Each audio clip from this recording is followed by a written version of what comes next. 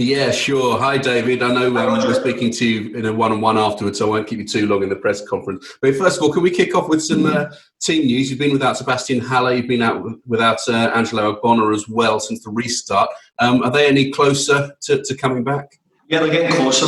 They've both been out in the grass. They've both been joining training, bits of training. So we're hopeful that we can get them around the team. I'm not sure if they're exactly ready yet, but they're getting closer, that's what I would say. Any other concerns ahead of the Chelsea game? Any freshness? No, we've got Arthur Matawaku. We're trying to get back. He rolled his ankle just a couple of days before the start. He's on the grass as well. He's trained a little bit with the younger players as well. So that gives him, it's getting them closer. Whether they'll be okay for tomorrow night, I'm not quite sure. You've lost your two matches since the restart, but other teams around you have struggled for results too. But what have you learned from those couple of games? Is it still a matter of adapting and reacting to the different situations that you're finding yourselves in with this restart?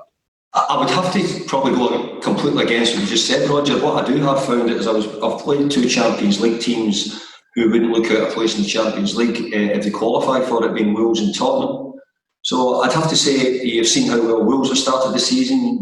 We know what Tottenham have got. So I actually think that we were always having a difficult return with the teams we had to play, and it's proved to be.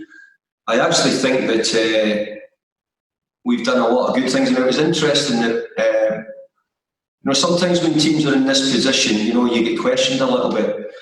But we had our second best physical stats from the game against Tottenham. We had our third most sprints of the season, and this is. So I think sometimes you've got to be careful that you're not picking out the wrong picture. We feel as if there's a lot of good things that we're trying to do. What we haven't done is scored when we've had opportunities, and also what we haven't done is concentrated fully for the 90 minutes to make sure that we don't concede any goals. Roger, thank you, Vicky. Hi, David. Vicky from PLP. Good to see you. Given how hectic this schedule is for everybody, how helpful has it been to have had over a week between games this time? Well, I think it has been helpful because obviously it's given us a chance just to settle down and not be quite so not gone from one recovery, prepping, recovery again for the next game. But I said after the game, I thought it was unfair that we had to play Tottenham 2 days after, and they had to get there a day longer. And to be fair, Josie agreed with that as well. He thought it was unfair. So it's a little bit different for Frank and Chelsea coming because they had an FA Cup tie, and I really wish that we had been in the FA Cup quarterfinals. So theirs is slightly different. But yeah, the answer to your question is we've had a week to sort of get on with some more work. But also I think in a way we're all in a bit of a game mode at the moment. I think everybody's sort of geared up to sort of let's get the games played, let's get the games finished and get them done if we can.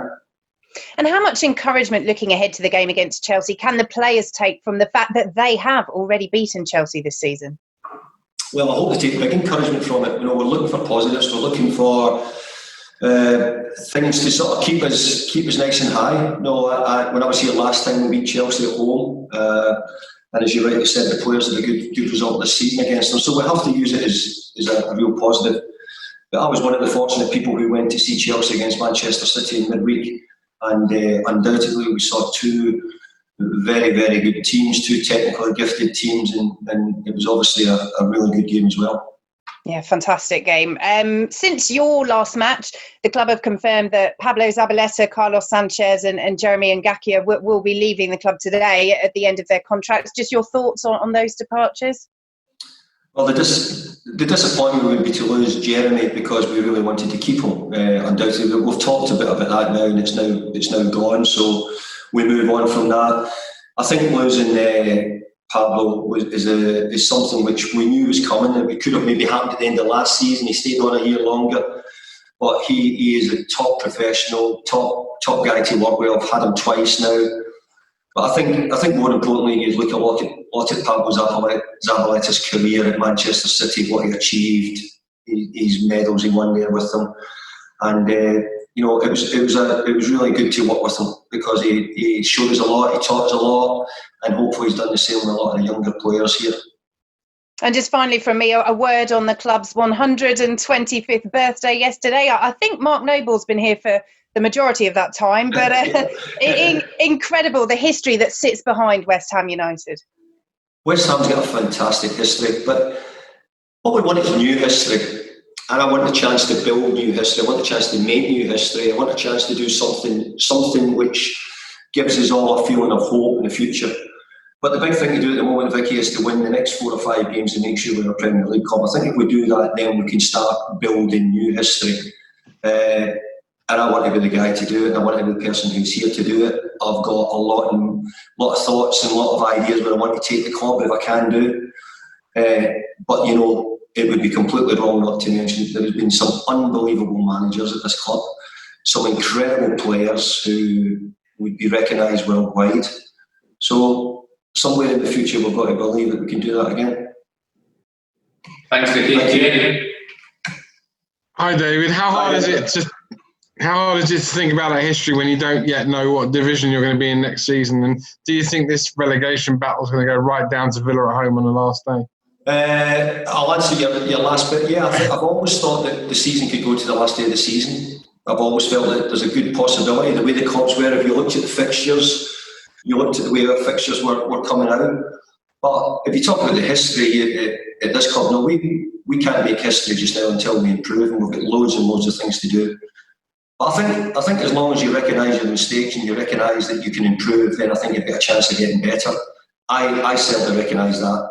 I want to improve at the club. I want to improve personally. I want to do a lot of things which hopefully can make the club better.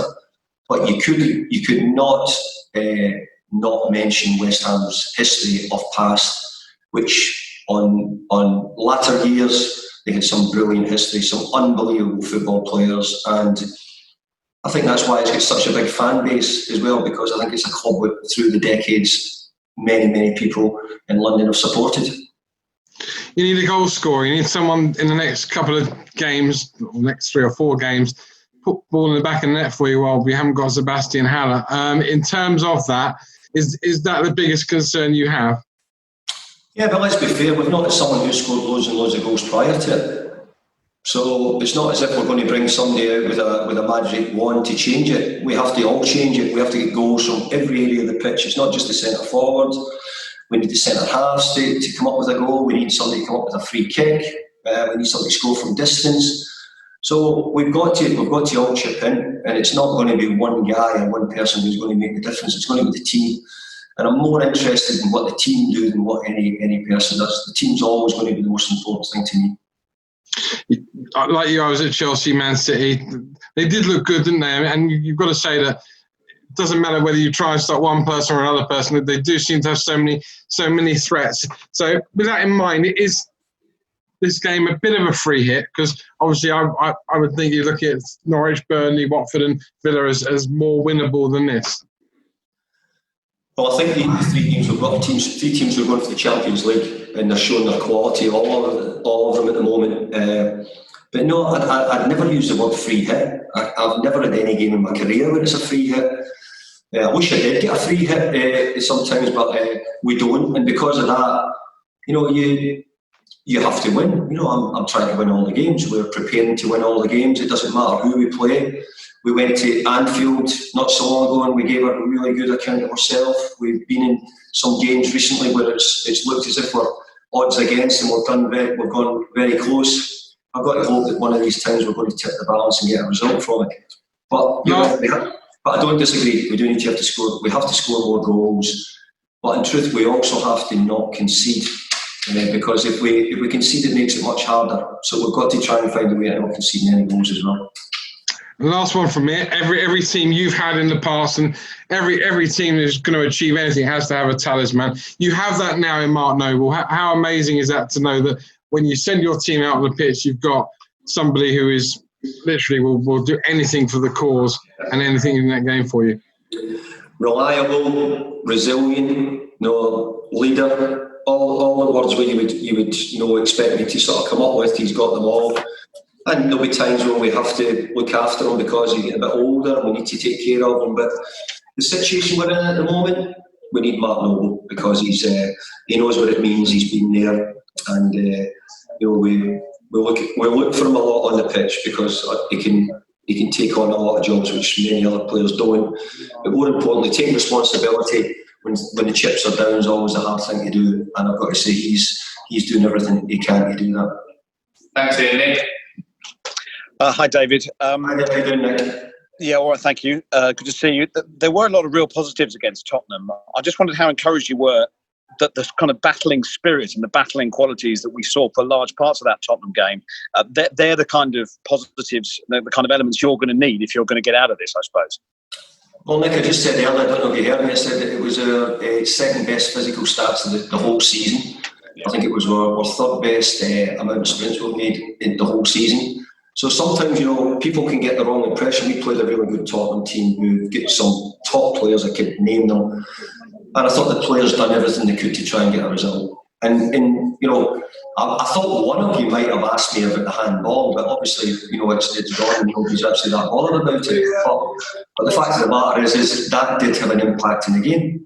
And sometimes it just gets passed over. But the point of it is there was no complaints from me. I said to the players immediately after the game that I thought they had worked incredibly hard to get it. I hadn't known about the decision until I saw it after. And I think if I had seen it, I think I'd have probably gone epileptic at the side of the pitch. I think if I had seen it because of how poor a decision it was. But we didn't get to see it, and obviously the goal was given. Yeah, I suppose in times like this as well, those little elements of luck, those moments, those 1% moments could be absolutely critical. I suppose that must be very frustrating for you. Yeah, well, I'm nearly just repeating myself, but I said at the end of the game to the players, there's somewhere we need to change our luck. And we've all, in life, we all have bits of bad luck and we think things are going against us. So, well, the saying that was always through life was the harder you work, the more luckier you got. I don't think it's really changed. I think probably the harder you work, the more you prepare, you try and do everything you can, you hope that your luck will change, and that's the way we're looking at it.